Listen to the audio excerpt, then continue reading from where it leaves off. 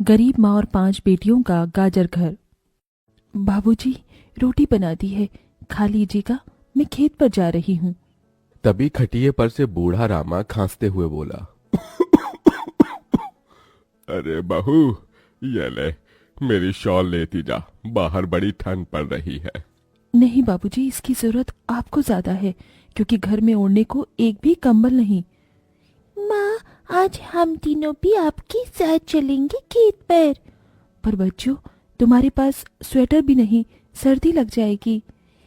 माँ, जल्दी तो आपको गुलिया दीदी और तानी दीदी को भी लगेगी।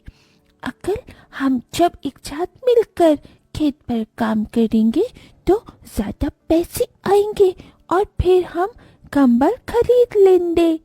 मेरा राजा बेटा कितना समझदार हो गया है, माँ के दुख को समझने लगा है।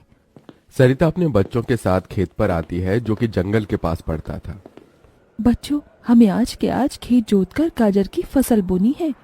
सरिता की चारों बिटिया और राजा भी कड़ी मेहनत से बंजर खेत को जोतते हैं और फिर सब मिलकर खेती करते हैं। दिन बीतते हैं। एक रोज जब सरिता घर आती है तो वो अपने पति को घर में जुआ खेलते देखती है। अरे बिरजू, भूख लगी है। ये ले, दारू 2 घूंट मार ले। अरे खाली दारू, इसके साथ कुछ चखना मिल जाता तो मजा आ जाता। अरे देख बिरजू, तेरी लुगाई आ गई। बिरजू को घर में जुआ खेलते देखकर सरिता बौखला कर बोली, अजी, तुमको शर्म नहीं आती? घर में जुआ खेलते और दारूबाजी करते। तो फिर बोली, अरे जानती नहीं, पति परमेश्वर होता है और पत्नी की जगह पति के पैरों में होती है। चल जल्दी से मेरे लिए अंडा ऑमलेट बना और गरम रोटी भी। तुम्हें अब मुफ्त का खिलाने को राशन नहीं मेरे पास। 6 बच्चे हो गए हैं, जानती भी हो इन सब का पेट कितनी मुश्किल से पाल रही हूँ मैं। तुम्हें तो जिम्मेदारी से मतलब ही नहीं। घर में बूढ़ा बीमार पिता है, तुम तो कमाने गए थे ना, फिर क्या हुआ? आते ही पैसे मांगने लगी। पति ने खाया पिया कि नहीं, ये तेरा बाप पूछेगा। नशे में तो बिरजू सरिता से अकड़ते हुए अपनी चमड़े की चप्पल निकालकर उसे बहुत पीटता है। ये ले, और लड़ाएगी जुबान। मैं कमाता नहीं तो क्या इस घर में मेरी इज्जत नहीं होगी? ये ले। बचाओ, ओह बचाओ, माँ को मत मारो पिताजी। तभी लड़खड़ाते हुए बिछौने से उठकर बूढ़ा रामा कहता है, अरे निकम्मे, छोड़ दे बहू को, निकल जा इस घर से तू, और फिर कभी शक्ल मत दिखाना। अरे ये मेरा घर है, मैंने बनाया है इसे। बिरजू चला जाता है। तभी रामा रोते हुए बोलता है, अरे जाने कैसे उड़ाऊं बेटे को जन्म दे दिया है मैंने। मेरे हाथों भारी गलती हो गई जो इसे तेरी शादी कराई। बहू, माफ कर दे मुझे।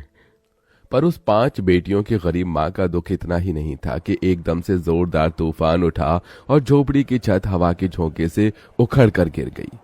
हे भगवान, इतना भयंकर तूफान! तानी, गुड़िया, अंजू, तुम तीनों सोनी, राजा और मुनिया को लेके बाहर निकलो, मैं दादाजी को लेकर आती हूँ। उठिए बाबूजी। नहीं बहू, तू जा, मेरा समय आ गया है। तुझे उन 5 बच्चियों की सौगंध, तेरे बाद उन्हें देखने वाला कोई नहीं। जा बहू, जा। सरिता के बाहर निकलते ही पूरी झोपड़ी गिर जाती है। सरिता छाती पीट पीट कर रोने लगती है। बाबूजी। अरे कैसा निर्दयी है रे तू ऊपर वाले। क्या मिला आखिर, क्या मिला तुझे मेरा घर उजाड़ कर? तू खुद तो अपने घर में सो रहा है और मेरी 5 बेटियों को बेघर कर दिया। जवाब दे, तू बोलता क्यों नहीं? सरिता को टूट कर रोता देखकर उसकी 5 बेटी भी बिलख बिलख कर रोती है।